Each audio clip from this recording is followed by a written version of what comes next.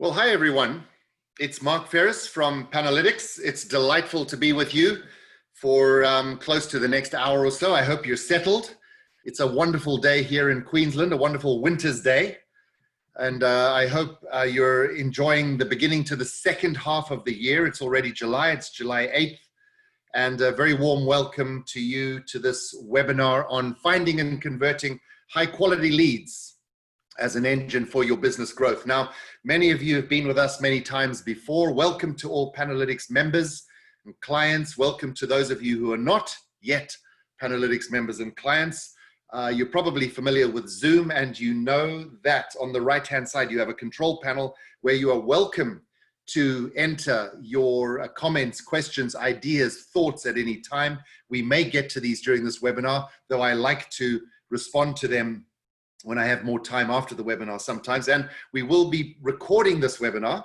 So if you feel colleagues, friends, acquaintances, family members are going to be fascinated by the content here, then by all means, please feel free to share. And I'm delighted to say that we have a large representation across Australia and New Zealand. And we have one firm from Singapore. Warm welcome to you. I see you've just joined.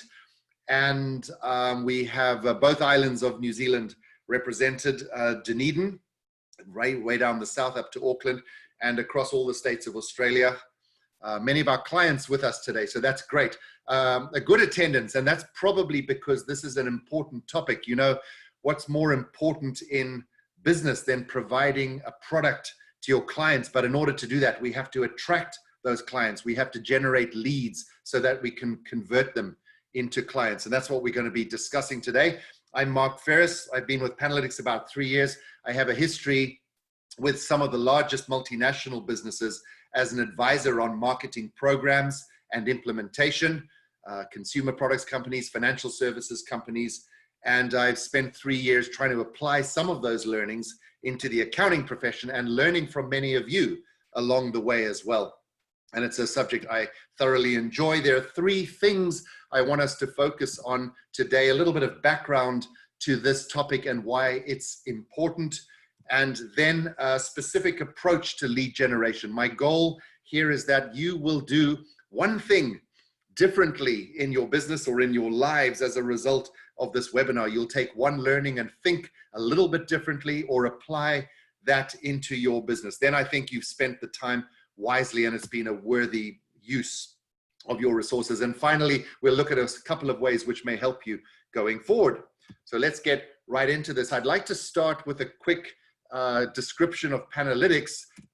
We've been helping accounting businesses to grow their advisory capabilities for a very long time now, going on 2 decades, in fact. And we have a whole set of applications, software applications, and we have our own advisory practice and a whole library of content which you can use for that purpose. But I want to spend a moment on our philosophy as relates to this topic of lead generation and the assumptions that we apply, because I think if we understand this, then it unlocks a lot of the information we're going to talk about. So point number one is the accounting profession is in transition, right? It has been as technology has influenced the way accountants process data and manipulate data. And that's been going on for a long time, right? It's forced a difference in the way in what you sell, how you sell it, and how you invoice for it, right? And increasingly, accountants are required to stand out from the competition in a very competitive environment, right?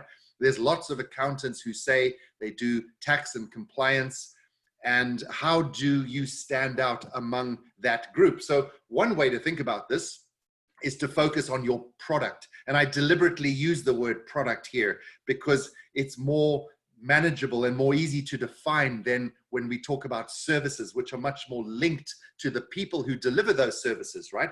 So if we can get really clear on the differentiated products that you provide with their clear benefits, their pricing and their deliverables, that's a good start to standing out, right? It'll also help us to define another very important thing, which is who we are trying to sell to. The combination of the products and the target client is really, really critical as we go through this transition in the accounting profession.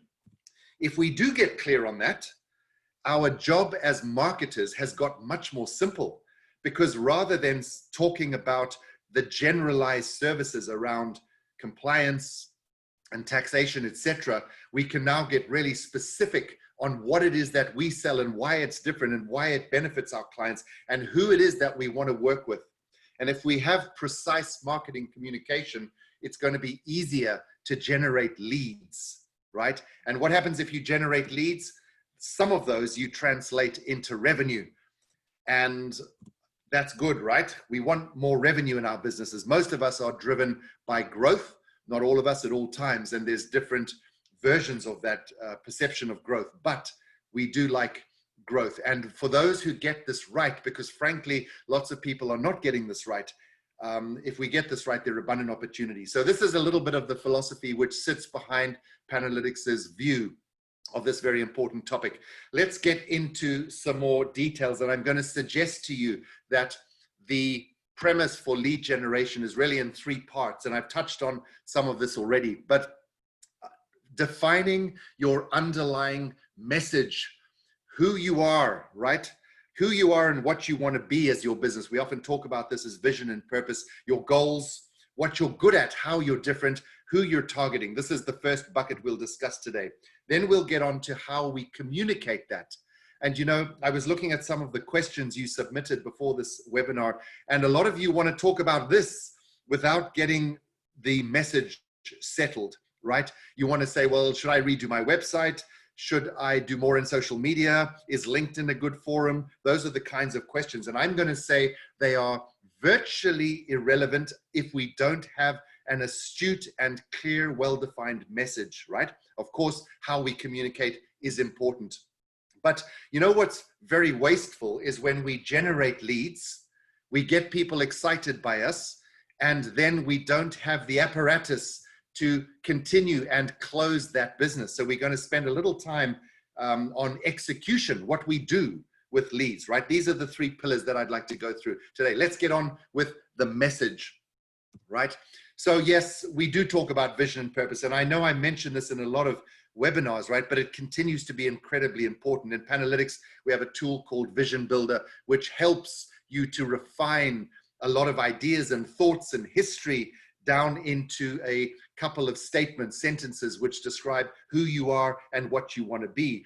This trickles into all of your marketing communication later, right? It defines the direction of your business. And we also talk a lot about goal setting in Panalytics using a product called Strategize. I know some of you are using that currently. I wonder how many of your businesses are defined by this kind of output. Do you see that a large portion, 65% of the allocation here is to drive revenue, top line growth? This is a business which is driven by top line growth, and everything else is relatively unimportant, right? Profitability, efficiency, succession planning, they register, but they're relatively unimportant. Maybe that defines your business. Maybe alternatively, you are much more about taking money out of the business in the form of dividends, compensation. You're a much more profit-driven business, right? How you communicate will be somewhat different. You still want revenue and you want to improve efficiency, right? But you're mostly driven by profit. And maybe some of your businesses are more like this, where you want to increase efficiency, the way in which you use your resources, your personnel, your processes, your technology to create capacity in your business. And then you might go tackling top line growth or bottom line growth. But the prioritization is different. And it's really important to get clarity on this because it influences how you act, how you hire, how you market, how you sell, how you deal with your clients, right? So we like to get clear on this. The other thing about the message then is your product development and how you are different. You know, maybe the products you are currently offering are the ones you should be offering, or maybe you need to innovate and launch new products based on what your target clients will want. We have a product called Product Evaluator here, which evaluates both your current products that you have in market and the ones that you're contemplating, right? Look down the left-hand side here. These are some factors which may make your products attractive to you as a business, right? They differentiate you. You're the only one in town who can do transfer pricing on complex tax matters, right? Growth potential, because they lead to upselling opportunity. They get you deep into a client, like transaction advisory services, which lead to all kinds of related services. Collections is about payment. You get paid early and on time, right? Repeatable process, because it's not just about you, the partner who's delivering it. It could be other people that can learn how to do this. Longevity, because you retain the clients for a long period of time, right? So these are some of the factors which make your products attractive in your business.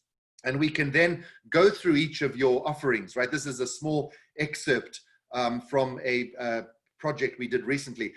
Where are financial statements, annual financial statements? Where are they sitting on those dimensions that we just discussed? How successful are they? And what about the new products that you're thinking of launching, right? So if we can get really clear on this, it gives us direction on what we should be selling, what we should keep in our product portfolio, and maybe new products that we should innovate, right? So what else about your message? Let's think about your market, because if we don't think about our clients all the time, every day, what they need, what drives them to buy from us relative to our competitors, then we don't fully understand the ecosystem in which we exist. And I've mentioned Market Decoder a few times. This is an excerpt also from a recent product. Let me highlight a couple of things. Here are some ideas down the left-hand side that your clients might seek out in your firm. Your technical abilities, because you do understand transfer pricing on complex international tax matters, right? Likability, the fact that they want to work with you, the partners, etc. Responsiveness, proactivity, the fact that you understand how to grow and build a business improvement, right? These are some of the factors which some of your clients will value in you, and they're not all equally valued, right? We weight these factors based on information we can gather, right? So if we finalize those customer needs or customer drivers, we can then evaluate how your firm is delivering on those, right? With the scoring system that we've developed. And then, because it's not just about you, it's about the competition as well, we can see how you're comparing to competitive firms, right? And we can rank you accordingly, right? And most importantly, we can see where there are gaps. If you are not meeting the proactivity guidelines that your clients seem to want, but your competitors are, there's room to improve there, and we can execute upon that improvement and make our firms better. And we should constantly be doing this kind of exercise as we evolve as businesses, right? So I want to give you a quick sense of some firms that we are working with right now, currently, in the various geographies that we serve, where these firms are reinventing, are reorganizing themselves to get more clarity on their specialization. Here's who we don't want to work with, right? That's not true. We want to work with them. We want to help them to get away from this particular positioning, which is the generalist.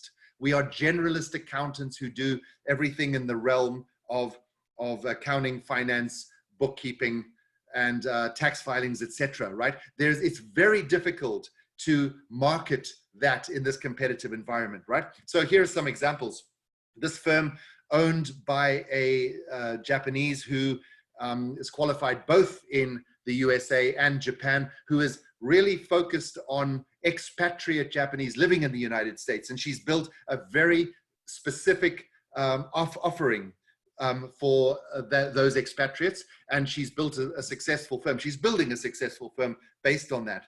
Here's one in Australia, former regulators, a guy who used to work for the regulator, an accountant who now has a successful business helping people with financial development, planning development, as they apply for government tenders to secure federal government contracts.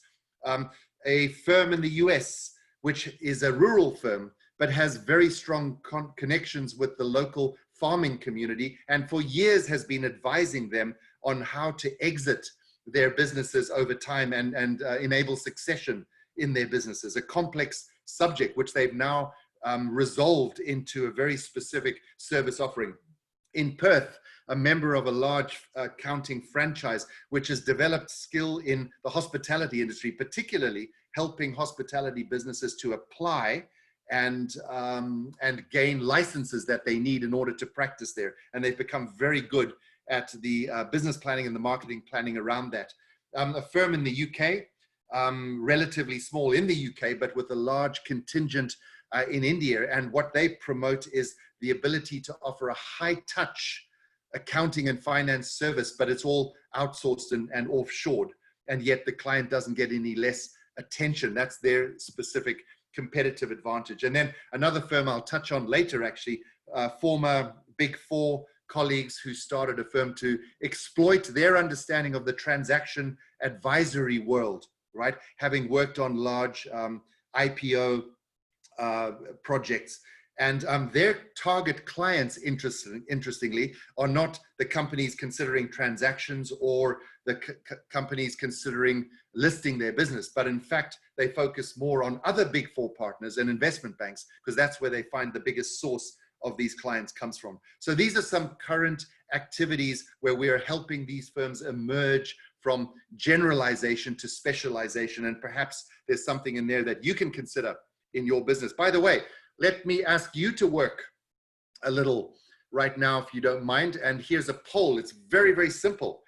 I wonder to what extent your firms are known for your specialization and your particular target clients. Now, this is not what you think so much. It's if we asked 100 people who know of your firm, would they say, yeah, those guys are really specialists in a particular area and they have a particular target client in mind?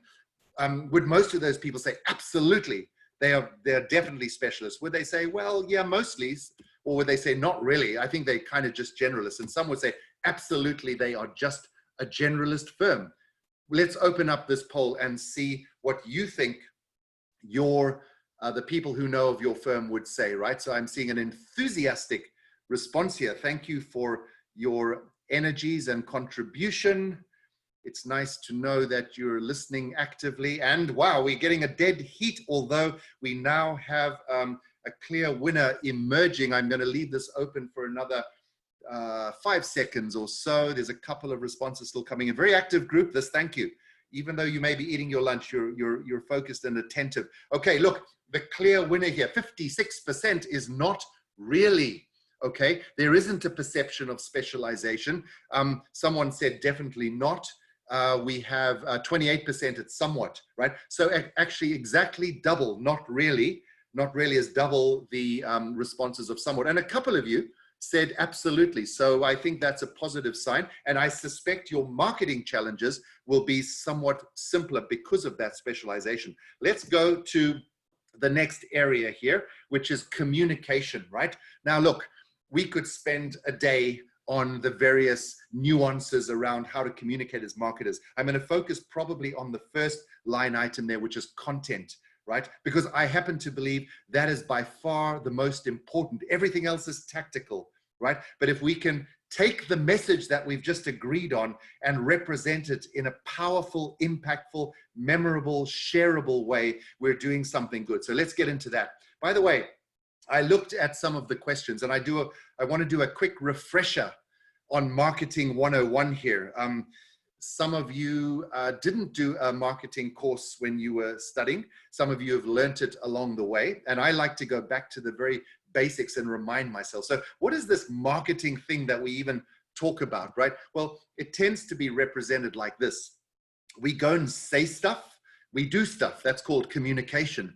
We make people aware that we exist and what we've got to offer. If we keep doing that, they start to trust us, maybe. And if they trust us, they might say, yeah, kind of, I'd consider doing business with you guys. That's called a lead or a business opportunity, right? And some of those leads we convert into sales, right? That's the theory which is behind this marketing activity. So, okay, all very well. Why is it hard?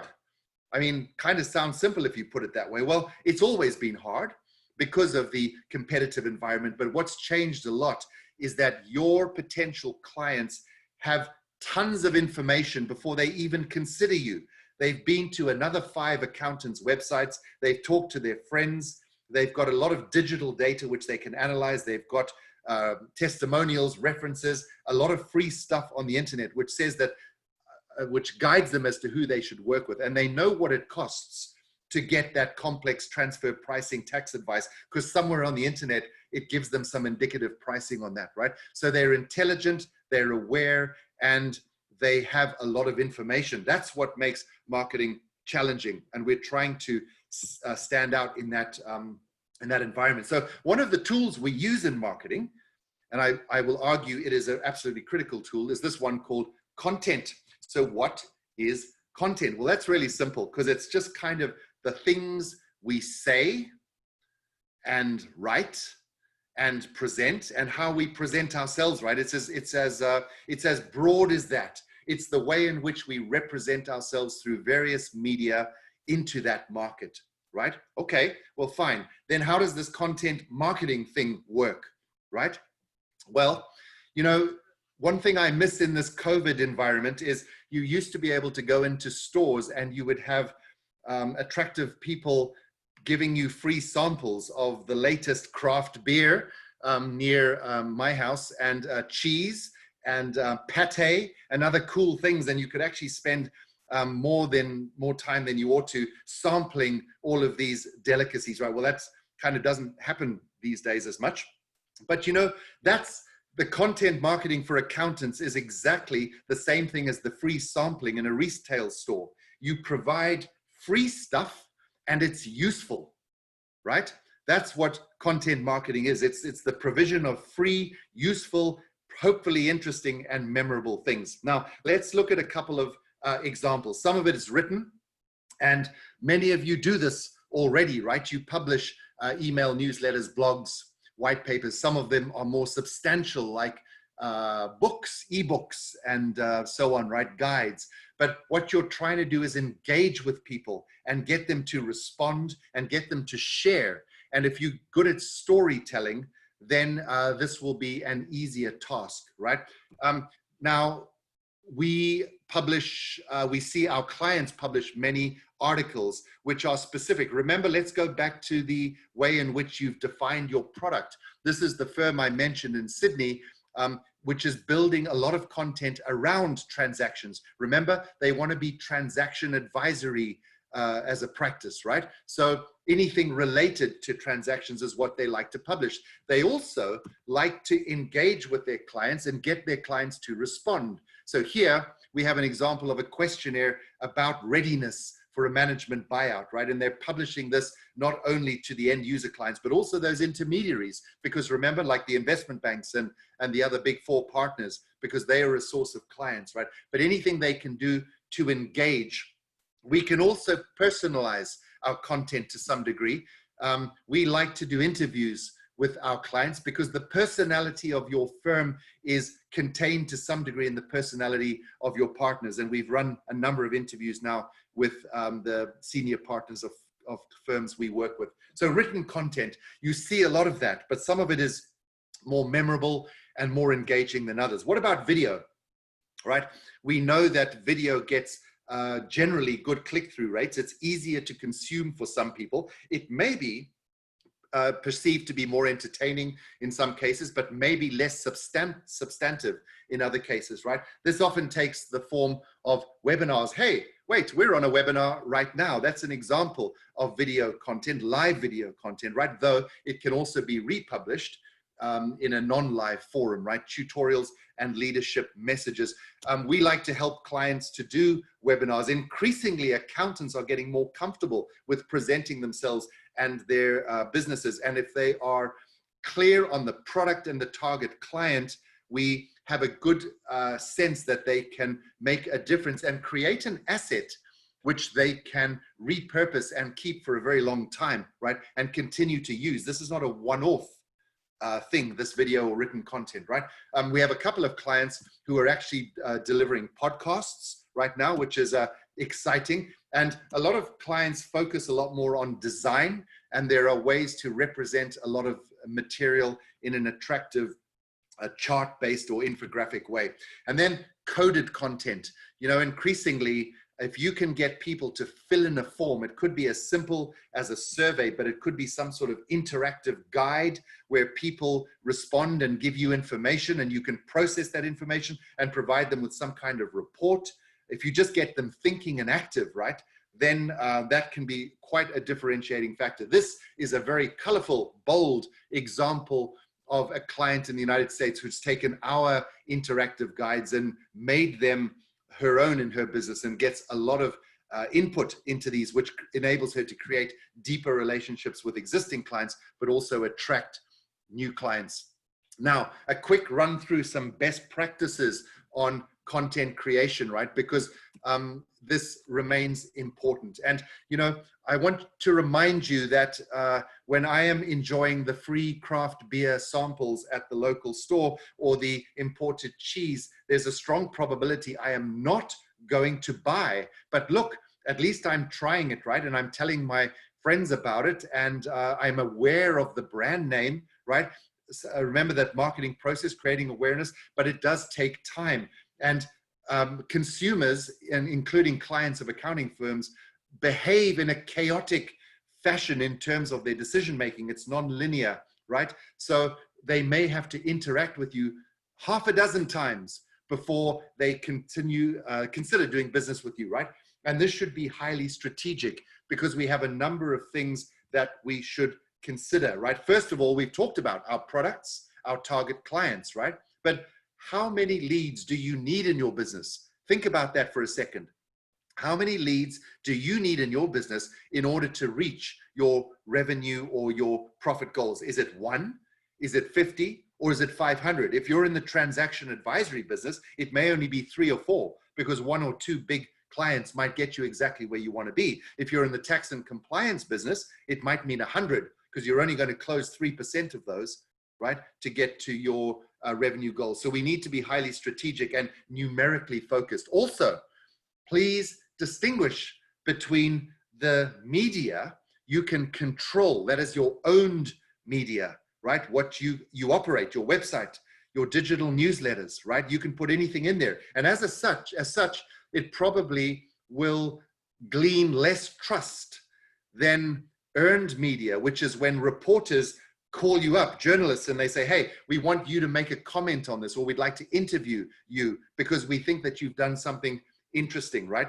And in between those, you have your paid media, your Facebook and Google AdWords, right? Keep in mind that increasingly technology is getting more sophisticated to block those. And so we have to constantly revisit how we approach that. But consider these different channels that you have access to.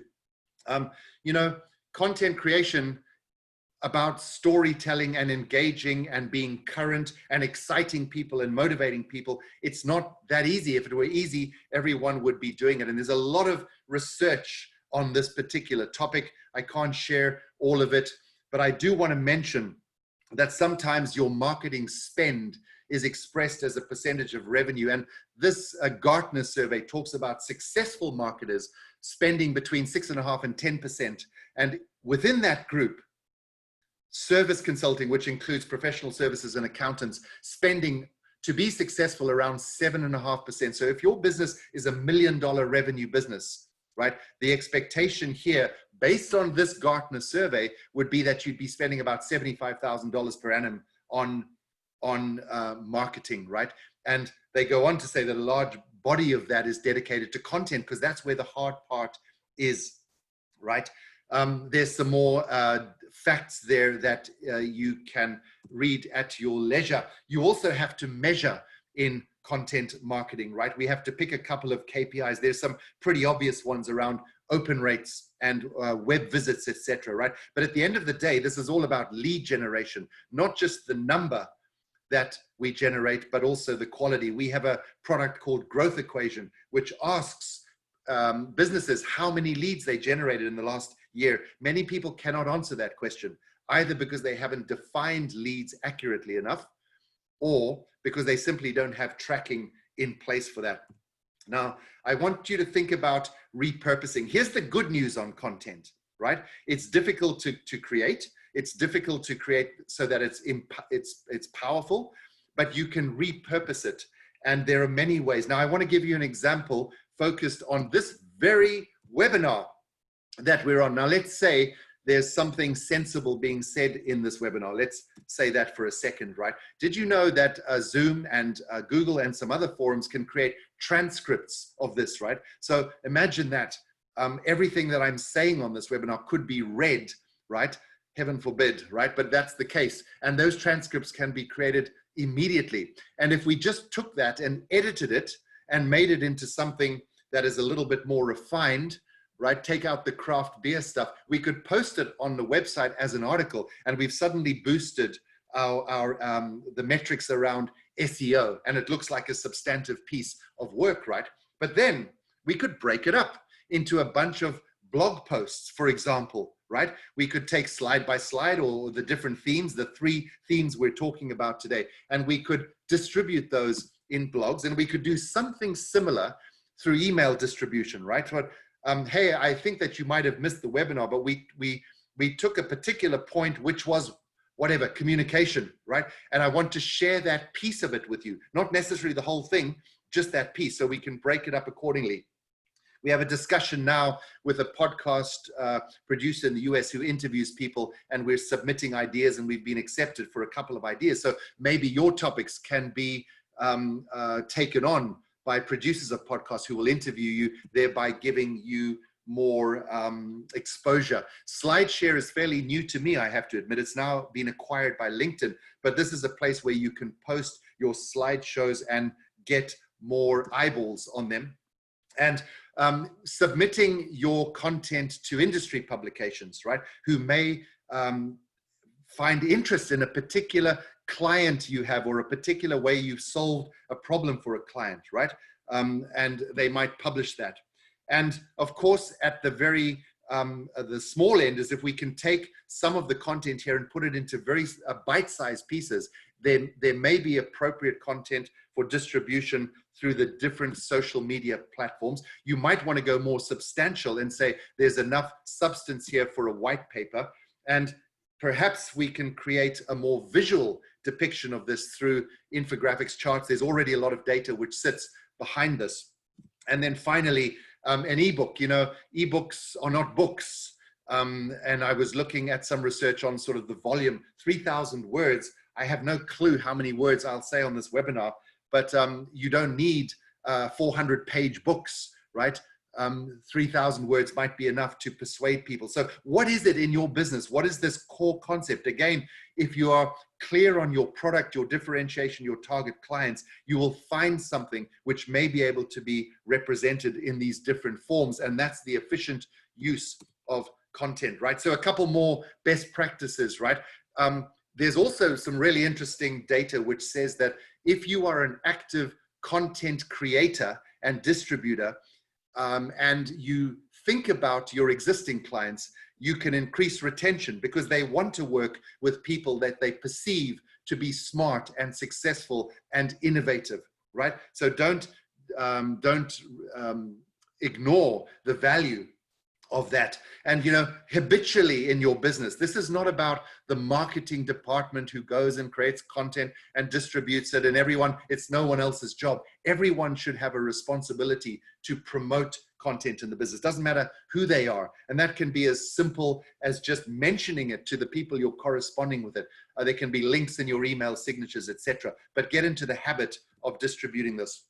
And, you know, I set out in my research to disprove that email marketing remains the key, most powerful channel for business to business marketing, right? I thought, well, maybe because you read how much more investments going into social media and all that. But the fact is that uniformly, all of the authorities, and I particularly like this one by Campaign Monitor, said that it continues to yield the highest returns of any outbound channel, right? And if you think about it, look, a lot of people use email an awful lot in their days, right? And can be personalized. You can target different lists, etc., right?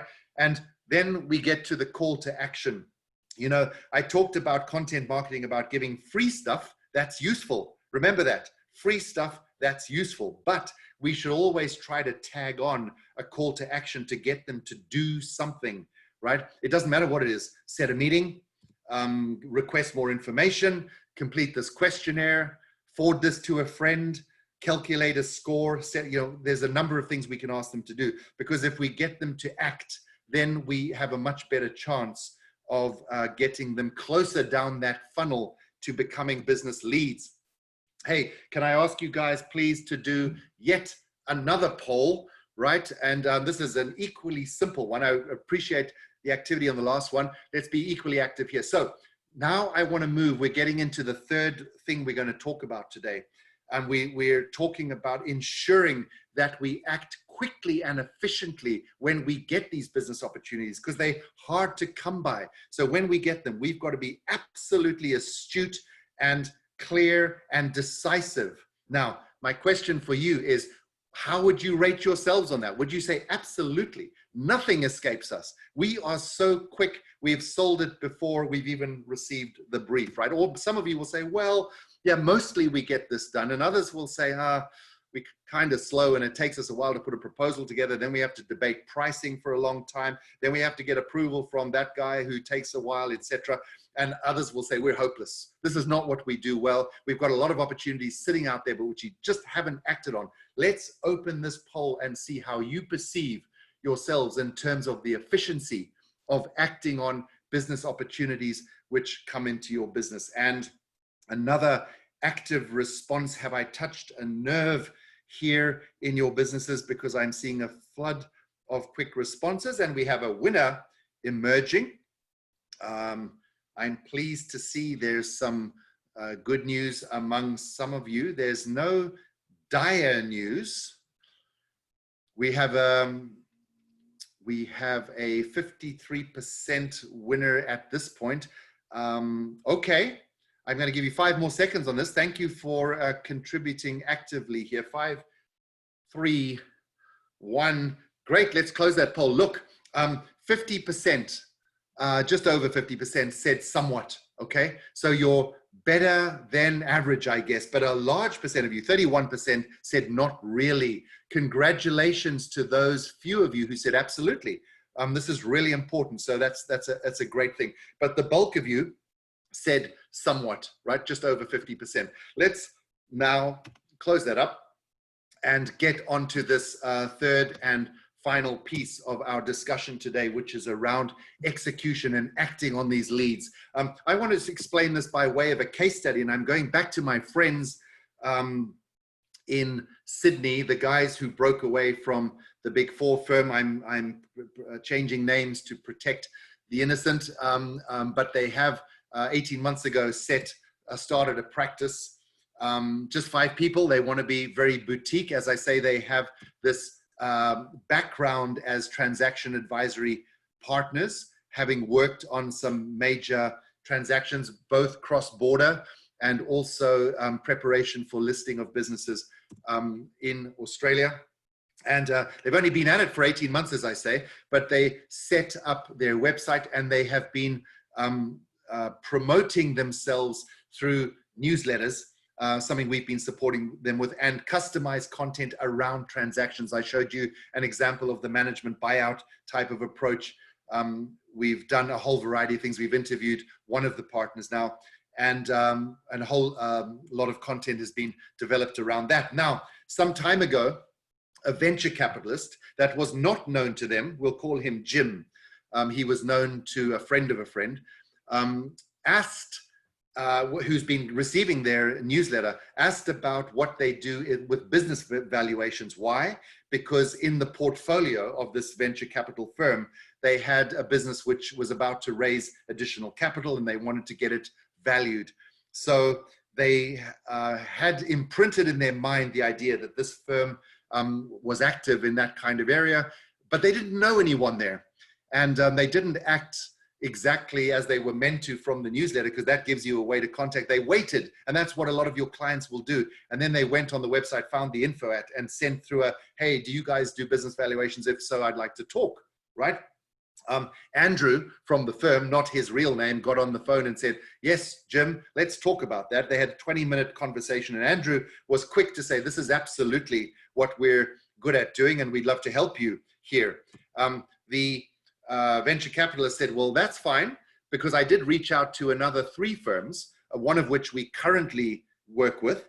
And so it's a fairly competitive environment, but I would be interested to hear more from you on your process. And Andrew felt that this venture capitalist was very much a target client. They were active as investors. They managed a large portfolio. They had investors in their funds who were significant businesses, all of whom might yield more business for this firm. So this was worth getting out of bed for. What happened next? So working with Panalytics, here are some lessons that I want to take out of this particular process, right? So we talked about call to actions. That's how calls to action. That's how we ended the last segment, right? And so if your lead generation content has calls to action, we should think through what the process is in case someone actually acts in the way that we want them to do. In this case, it's kind of a request for a proposal, right? Now, it needn't always be that. It might be around setting a meeting. But if we look a little bit bewildered when people act on what we're actually asking them to do, we're not going to be very good at taking them down the funnel close to closing business.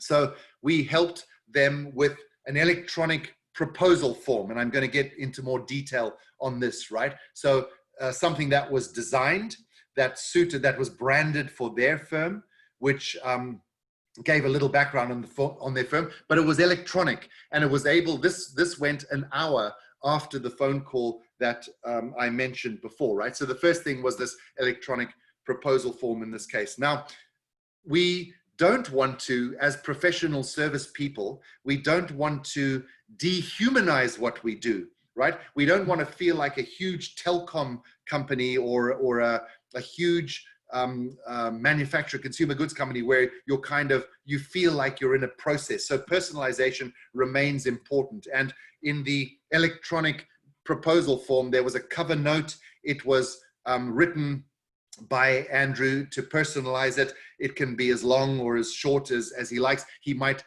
pull up some particular issues that were mentioned in this case in the telephone call, right? Now, remember, a sophisticated firm has a very clear sense on what they sell. They're not making it up every time, right? And in this case, it was about a business valuation. So luckily, Andrew was able to go to his resources on how they've defined that, and he could be crystal clear on what the product was he wants to offer. And that became represented in the scope of work in this particular document, right? He could also describe the personnel that were going to be involved in this project. He could mention timing, and he could mention a variety of other things, but it was templated, right? And a lot of it was pre-filled because this was coming from the business valuation template, right? Because they had a clear sense that this was going to be an important part of their product portfolio, right? Pricing, right? This is something which bewilders many accounting firms, but we want to get very clear on this. And the preference, of course, as you know from Panalytics pricing philosophy, is to price upfront, preferably a fixed price where there's not considerable risk on the scope of work, and include any other aspects like tax. So here, cleverly, Andrew went in and said, look, we can do that business valuation for $8,000. There was talk of an investment memorandum that might follow on this, right? And we could do that for $9,000. But if you wanted to do both of these now, they even offered a discount. You know, sometimes professional services clients of ours are a little bit nervous about offering discounts. They say, wait, we can't do that. We're professional services people. Well, I don't agree. Commerce is commerce. And this is a competitive bidding situation, right? And you need to show that you want the work and you're willing to invest. This is the first time that they were going to act with this client, work for this client. So it's time to show that you want this business, and GST and so on is captured in this, right? So that's all very well, but there's a danger that the venture capitalist now goes away, thinks about it, gets consent from their board, talks to the portfolio company, and this thing just spirals on, and they keep coming back saying, hey, I've got a few questions on this, and you can waste time. So what we want to do now is provide immediate options to secure early payment. And so in the electronic proposal form that we enabled, there's any payment option was possible. And that meant that the accountant could secure their pricing upfront, right? And that made everyone comfortable. And they could, they might get 50% upfront with 50% payable later, or any number of tranches that they prefer. And then, of course, we've got to close this deal through some sort of contractual formulation, right? Which means reference to the terms and conditions, the service level agreements, etc. And so you'll see down the bottom here a link to those terms and conditions, but the client is able to sign, and that triggers that the project is closed. Now, Jim might have got on the phone and said, well, yeah, I have a question about this and that. That's fine. But this becomes the document which governs the discussions between the client and the and your firm, right? And it's very important to try and centralize that. We've covered today not just the message, but the communication and then some actions. I want to suggest to you a couple of promotions that we're running in the month of July. This won't take a second. We have this getting started package, because I looked at the firms who are participating. Some of you are members. Thank you for being here. Some of you do not have a lot of activity in this area, and you're probably wanting to get your toe in the water and see what happens, right? So the package I'm proposing here is really around that communication place. Let's get a couple of monthly newsletters out to your contacts, right? Let's explore different opportunities with different kinds of content, the articles, the videos, the interactive stuff, right? Let's see how your contact base responds. Let's see if we have to divide your contact base into specific lists, existing clients or particular industries or something, right? Let's look at the analytics on that and see where we can improve and how your particular audience responds. And let's enable you to repost and reuse that content in any other forum, because you may be operating social media sites now. You may want to share it individually with some of your clients, etc. But you have access to all the content, and we will manage the monthly distribution, twice monthly distribution of a newsletter on your behalf using our tools, Marketing Hub for distribution and client insights for interactive guides, right? This, you'll have a dedicated account manager, because we want you to succeed with this. This will not be onerous. We will do the heavy lifting, because at the end of this 90-day period, right, we hope that you will say, this is a solution that I want to continue with, right? So we want to help you to get up to speed on it, though you will have no obligation to continue. And we can offer this on a monthly basis for $100 over the next 90 days as you get set up. So this is for people who want to make some sort of entry into this market. If you're interested in that, I'm grateful if you type marketing in the questions box, and we can start to share more information on this particular idea. But I know, because I've had conversations with some of you, that there are people who are looking to be more marketing aficionados, to get deeper into this. You believe this stuff. You believe that the long-term growth of your business is going to be driven by your ability to generate these leads. And you want to get an extended team involved in this. This is not just about your receptionist doing some marketing or the partners doing it part-time. It needs more shape, it needs more design, and it needs more focus, right? So in this package we've put together, you get everything that I've just talked about. Let's get some digital communication out twice a month, right? Your contact list, look at the analytics, and all of that can be reposted, right? But in addition, to be true to the philosophy that we've expounded today, let's work with a Panalytics specialist on the refinement of your message, right? Let's figure out how we can surface some kind of differentiation in your business, whether that's based on products, whether it's based on clients. We're doing a lot of these projects now, and it's fascinating to look into the client portfolios and find that there's a lot of value that just needs to be surfaced and unlocked. You're already doing interesting advisory differentiated work, but it has to be surfaced, it has to be articulated, it has to be put in a box, right? And if we do that, we can set up a communication plan which is about content distribution, again, over a 90-day process. But then, what's the point of all that if we're not ready to act on leads which we derive from this? And I showed you an example of electronic proposal generation that we're excited by now because of all of those things that it provides, the ability to get paid. So you're not wandering around trying to chase payment and trying to get people to sign contracts and trying to clarify the scope of work. It can all be centralized in one particular package. So this is also supported by account management. You're not on your own here. This is a very consultative type of assignment, though you do get access to Marketing Hub, Client Insights, Strategize, Product Evaluator, a number of other tools to help you. And the investment here is over a 3-month period, 90-day period, just under $3,000. Now think about that for a second, right? That's $1,000 investment per month.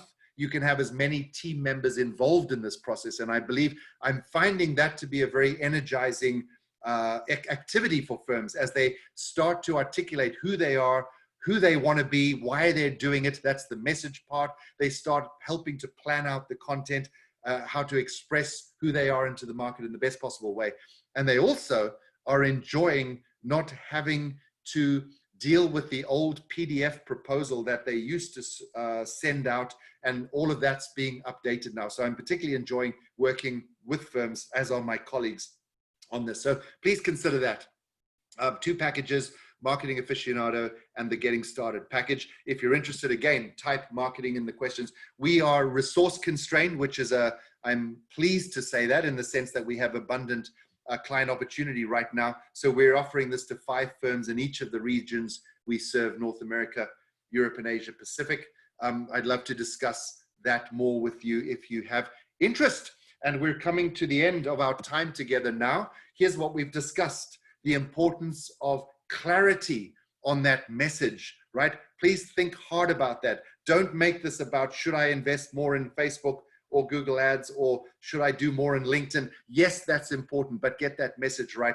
Then set your strategy around communication, and then make sure you are ready to execute upon any leads that you generate, because if we waste those, we're wasting time and money. It's been a pleasure sharing this with you today. I wish you a delightful remainder of the day and the week, and I look forward to seeing you on future emails. I think Jono is going to put up a quick final survey, but I will bid you farewell and wish you a great week. Thanks very much. Goodbye.